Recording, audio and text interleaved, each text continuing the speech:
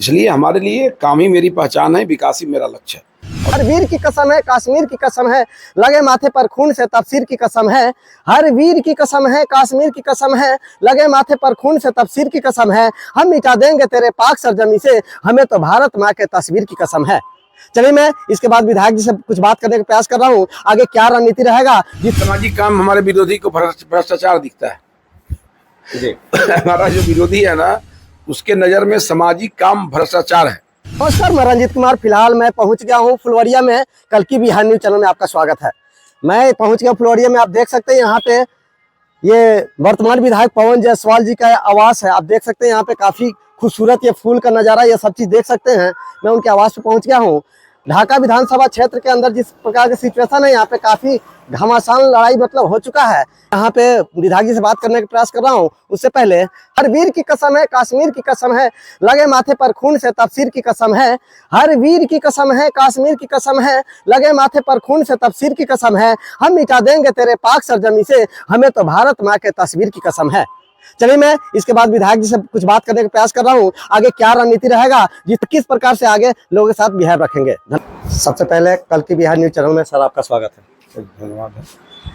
मैं आपसे ये जानना चाहूँगा, अभी फिलहाल यहाँ पे जिस प्रकार रणनीति तैयार हो चुका है ढाका विधानसभा क्षेत्र में, मैं आपसे जानना चाहूँगा सर कि अब की जो जनता चाह रही, जितना काम हुआ है काफ़ी खुश है लोग, और कुछ लोग तो नाराजगी रहता है, हर समय हर जगह पे नाराजगी है, विरोधी लोग है, तो कुछ लोग का नाराजगी जाहिर सा आ रहा है, लेकिन यहाँ पे काफ़ी लोग खुश है और उन लोग का कहना है कि आगे क्या होगा विकास, मैं उनसे जानने का प्रयास कर रहा हूँ।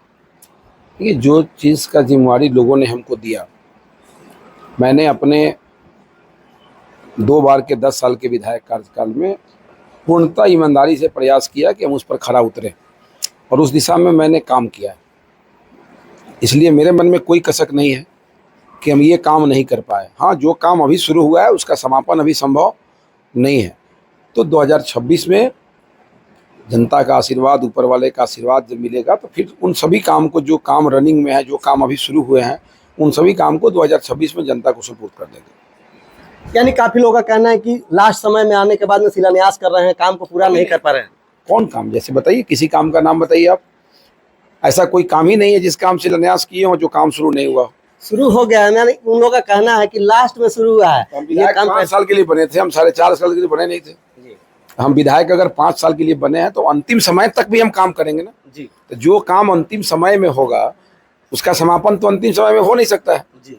उसमें समय तो लगेगा, उसमें समय लगेगा। ये तो विरोधी है जिसको कुछ समझ में नहीं आएगा। अरे विरोधी को तो पद पर आता है तो 2 साल पहले ही से परेशान रहता है कि आगे क्या होगा। अरे भाई, मैं भी विधायक हूँ, आचार संहिता लगने तक हम काम की स्वीकृति कराने में लगे रहे, काम को कराने में लगे रहे। इसलिए जो काम अंतिम समय में शुरू हुआ होगा, स्वीकृत हुआ है, उसके समापन तो अभी संभव नहीं है।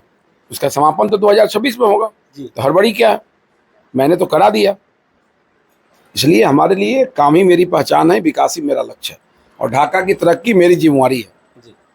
और यहाँ पे कुछ विरोधी लोग हैं जो बार बार चिल्ला चिल्ला के कह रहा है भ्रष्टाचार बढ़ गया, शिक्षा में सुधार नहीं है, उस पर क्या कहना? देखिए, नौकरी के नाम पर जमीन लेने वाले लोग, रंगदारी करने वाले लोग, जंगल राज में अपराधियों को संरक्षण देने वाले लोग, अपराधियों के साथ बैठने वाले लोग आज भ्रष्टाचार की बात कर रहे हैं। पहले सारी योजनाओं का पैसा लाभू को कैश मिलता था। आज मोदी जी ने सैकड़ों योजना है जिसका पैसा सीधे लाभू के खाता में देना शुरू कर दिया। इसके बावजूद अधिकारी हो, नेता हो, पब्लिक हो, कहीं ना कहीं कुछ गड़बड़ी है। इसको सबको ही मिलजुल के दूर कर सकता है। इसको कोई मोदी जी अकेले जिम्मेवार इसके लिए नहीं है, इसके लिए नीतीश कुमार जिम्मेवार नहीं है, इसके लिए केवल हम नहीं है, केवल मुखिया वार्ड नहीं है, आप भी इसके लिए जिम्मेवार हैं जी। इसके लिए जो कह रहे हैं वो भी जिम्मेवार है, ठीक है ना। भ्रष्टाचार शब्द बड़ा कठिन है जी। अब भ्रष्टाचार की समाप्ति किसी के राजपाट में 100% राम राज तब आ सकता है जब नीचे से ऊपर तक का सभी लोग, जनता और अधिकारी सभी लोग ईमानदार हो जाए, राम बनेंगे तब जी। अभी जो बोल रहे हैं ना, इनके राजपाट में क्या था? इनके राजपाट में क्या था? किसको भ्रष्टाचार कहते हैं? जनता जानती है, जनता सब कुछ जानती है। पवन जायसवाल बच्चों को प्रोत्साहित करता है, हम गरीबों की शादी कराते हैं, हम स्कूलों में जाके झंडा मारते हैं, नौकरी में चयनित लोगों को सम्मानित करते हैं। तुम ना बताओ यार कि तुमने किसको पूछा है? हम तो हिंदू मुसलमान दोनों बच्चों को सम्मानित करते हैं।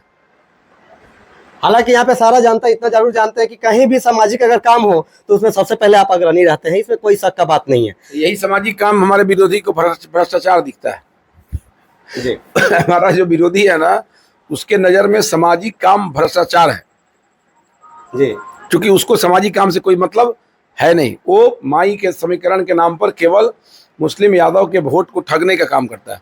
जी भाजपा के नाम पर डरा के मुसलमानों का वोट लेता है और लालू जी के नाम पर यादव के वोट को अपना जागीर समझता है। लेकिन मालूम नहीं है उस प्रत्याशी को कि इस बार ढाका की मुस्लिम, ढाका के यादव दोनों सही चीज़ समझ चुका है। ठीक है ना, दोनों जाति के लोग को सब कुछ पता है कि इसने ना तो मुसलमानों की चिंता किया, ना तो इन्होंने यादव गांव की चिंता किया है। और पवन जायसवाल ने यादव गांव का भी चिंता किया, चाहे वो बरोखर हो, चाहे वो कोई यादव समाज का गांव हो, जगीराहा हो। और मैंने मुस्लिम गांवों का भी चिंता किया है, चाहे चंदनवाड़ा हो, चाहे पर्री हो, कोई हो। तो हमको काम से मतलब है, हम काम करते हैं और वो केवल बात बनाते हैं।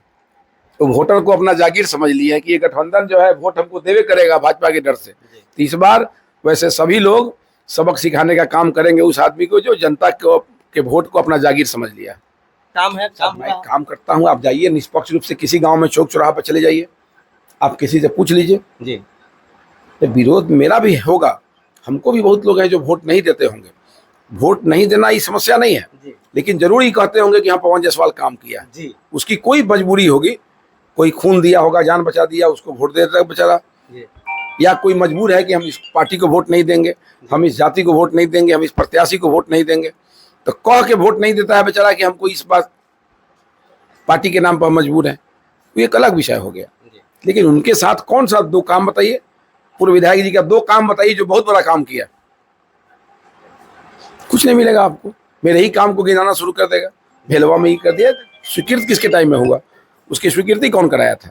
हम 15 में विधायक नहीं थे, 15 के बाद उसका काम शुरू हुआ। तो आप कह रहे हैं कि मेरे टाइम में हुआ। उसकी शुरुआत कब हुई थी, उसकी रूपरेखा कब बनी थी, उसकी रचना कब हुई थी? और जो विधायक 5 साल में विधानसभा में 5 बार नहीं बोल पाया, वो विधायक पवन जायसवाल से बराबरी करेगा? नामुमकिन है। मैं आपसे पूछ रहा हूँ कि विधायक कोई बने, वकालत करने के लिए बना, और बिहार के विधानसभा में 5 को वीडियो नहीं है जिसमें मंत्री से बहस करता हुआ वीडियो हो, तो वो व्यक्ति पवन जायसवाल से बराबरी करेगा? सैकड़ों वीडियो आपको मिलेंगे मेरे। माँ बहने जो 2 दिन के बाद छठ पूजा है, माँ बहने काफी आपसे उम्मीद जताए रहते हैं, आशीर्वाद उनका रहता है, उनसे क्या सभी लोग को मेरी तरफ से महापर्व छठ की हार्दिक बधाई है, हार्दिक शुभकामना है। हिंदू समाज का सबसे बड़ा पर्व है, इसलिए सभी लोग को हृदय से हम छठ पर्व की बधाई और शुभकामना देते हैं। Thank you.